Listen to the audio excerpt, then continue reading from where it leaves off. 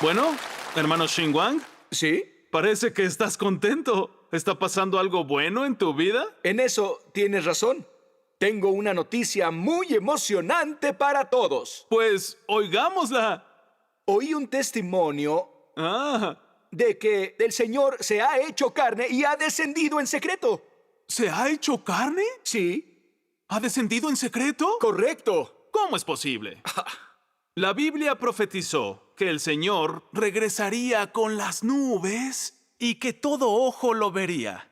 Será una escena de rayos y truenos, nubes agitadas, ejércitos marchando y sacudidas del cielo y la tierra. El ambiente será de júbilo, emoción, euforia y bullicio incontenibles. Esa sensación... Sí que estás emocionado. Ah, sí. Solo sabes una parte de la historia, no toda ella. ¿Qué? ¿De dónde sacas esa idea? ¿Qué es lo que dice el Apocalipsis 1:7? He aquí, viene con las nubes, y todo ojo le verá, incluso los que le traspasaron, y todas las tribus de la tierra harán lamentación por él. ¿Ves? Acabas de decir que cuando el Señor venga con las nubes, la gente estará emocionada y jubilosa. Así es. Entonces, ¿por qué dice aquí, y todas las tribus de la tierra harán lamentación por él? ¿Eh? ¿Sí? ¿Eh? ¿Sí? ¿Por qué habría de lamentarse la gente al verlo venir con las nubes? Oye, si quieres entenderlo bien, tenemos que mirar otras profecías del regreso del Señor. ¿Otras profecías?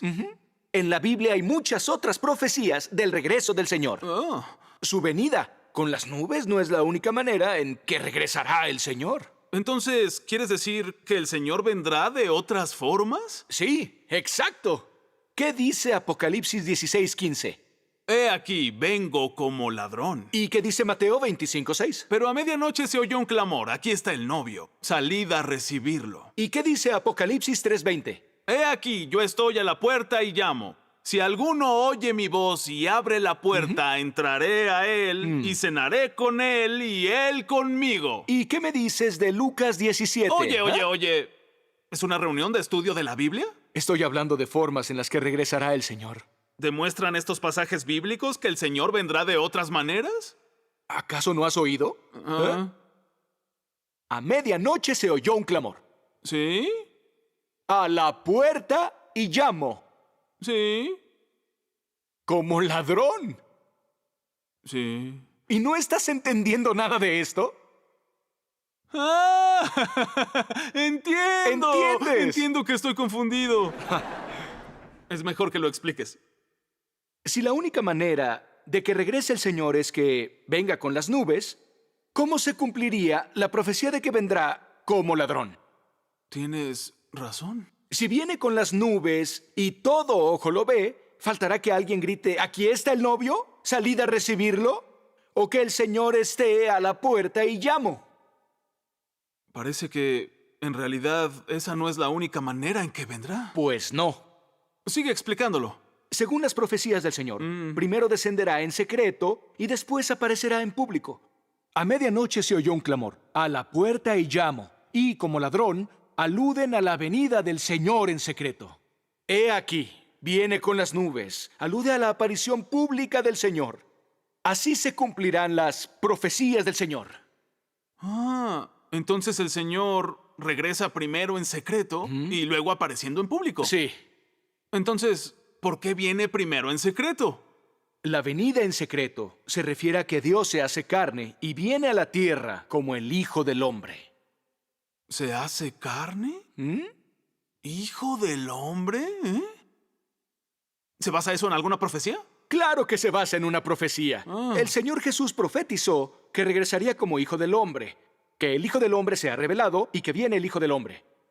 Por ejemplo, ¿qué es lo que dice en Lucas 17, 24 y 25? Porque como relámpago al fulgurar resplandece, desde un extremo del cielo hasta el otro extremo del cielo, así será el Hijo del Hombre en su día. Pero primero es necesario que Él padezca mucho y sea rechazado por esta generación. Se basa en una profecía. Ah, sí. Sí. ¿Y a qué se refiere lo del Hijo del Hombre? Hijo del Hombre quiere decir que es alguien nacido del hombre y con humanidad normal. Si fuera un espíritu, un ser espiritual, no podría llamarse Hijo del Hombre. Sí, es cierto. Por eso las profecías del Señor sobre el Hijo del Hombre se ha revelado y viene el Hijo del Hombre se refieren al regreso del Señor encarnado. Si Dios no se encarnara, no se le podría llamar Hijo del Hombre. Al igual que a Jehová, Dios como Espíritu, no se le puede llamar Hijo del Hombre. Ah, entonces viene el Hijo del Hombre se refiere a que Dios se ha hecho carne. Correcto. Eso sí que es un misterio. El Señor Jesús también profetizó, pero primero es necesario que Él padezca mucho y sea rechazado por esta generación. Esa es incluso una prueba mayor de que el Señor regresará encarnado. Si el Señor solo regresara con las nubes, entonces ¿cómo habría de cumplirse esa profecía? Cierto. Si el Señor únicamente regresara con las nubes, ¿quién se atrevería a oponerse a Él o a rechazarlo? Ahí está, por fin lo entendió. Sí, lo entiendo, pero ¿Ah? ¿por qué Dios viene encarnado en los últimos días? Esa es una pregunta excelente. ¿Qué quieres decir? Dios viene encarnado en los últimos días más que nada para realizar la obra de juicio. ¿La obra de juicio? Dios Todopoderoso dice, cuando Dios se hace carne esta vez, su obra es expresar su carácter, principalmente por el castigo y el juicio.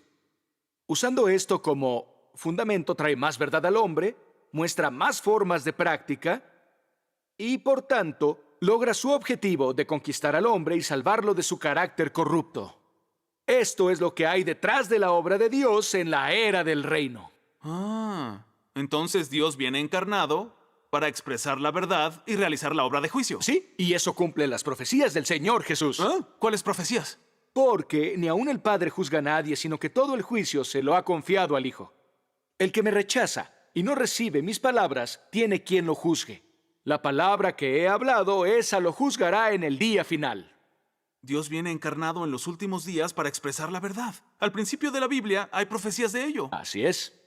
Oye, ¿por qué Dios no realiza la obra de juicio en espíritu? Piénsalo bien. Si Dios expresara la verdad y realizara la obra de juicio en espíritu, ¿la gente las entendería y aceptaría con facilidad? Ah, ahora eso me recuerda que la Biblia dice, y todo el pueblo percibía los truenos y relámpagos, el sonido de la trompeta y el monte que humeaba, y cuando el pueblo vio aquello, temblaron y se mantuvieron a distancia.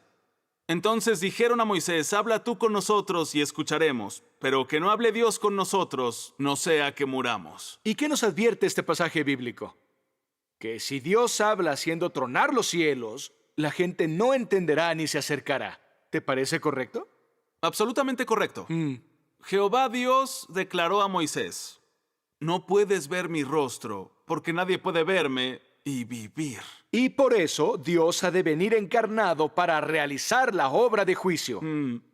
Dios Todopoderoso dice, si Él salvara al hombre directamente usando la forma del Espíritu, el hombre sería incapaz de recibir su salvación.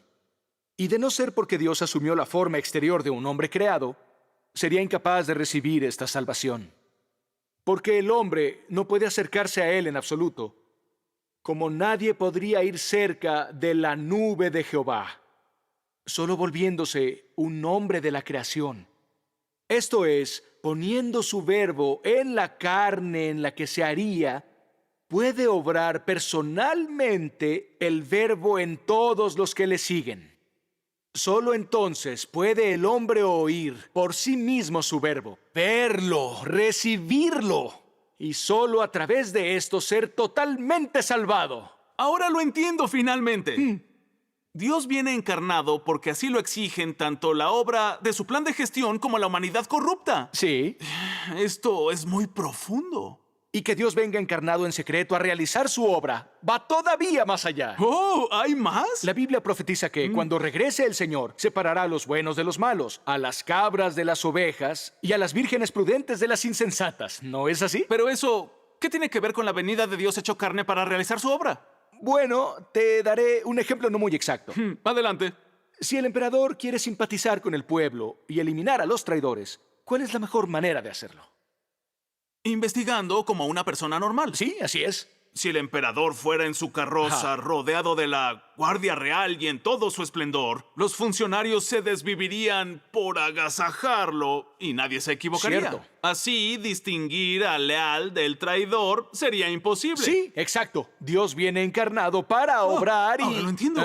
Estás diciendo que la encarnación de Dios es más propicia para revelar a las personas. Si Dios viniera directamente con las nubes y señalando a cada persona, llamando malos siervos a unos y cabras a otros, o si te señalara y dijera que eres una virgen insensata, ¿te convencerías? Sin hechos que revelaran la verdad, por supuesto que no. Por eso Dios revela a todas las personas cuando viene a obrar hecho carne. Quienes buscan la verdad y están atentos a la voz de Dios son las vírgenes prudentes. Ven la aparición de Dios en las palabras y la obra de Dios Todopoderoso, y por ello reciben su regreso. Las ovejas de Dios oyen su voz. Puesto que Dios encarnado parece normal y corriente, las vírgenes insensatas lo juzgan, lo condenan y se oponen a él con imprudencia. Y eso revela a las malas personas. Cielos. Cuando Dios obra encarnado, sí que clasifica a las personas por su tipo. ¡Qué sabio es Dios! En los últimos días, Dios viene encarnado a realizar su obra, expresando la verdad, llevando a cabo obra de juicio, purificando y salvando a la humanidad, y formando un grupo de vencedores antes del gran desastre. Y después de que Dios traiga el gran desastre y conceda premios y castigos, se revelará públicamente a los pueblos y naciones. Entonces, esos son los pasos de la obra de Dios. Quienes acepten la obra de Dios Todopoderoso en los últimos días y experimenten la corrección de las palabras de Dios y se purifiquen, serán llevados al reino de Dios y disfrutarán de sus promesas y bendiciones.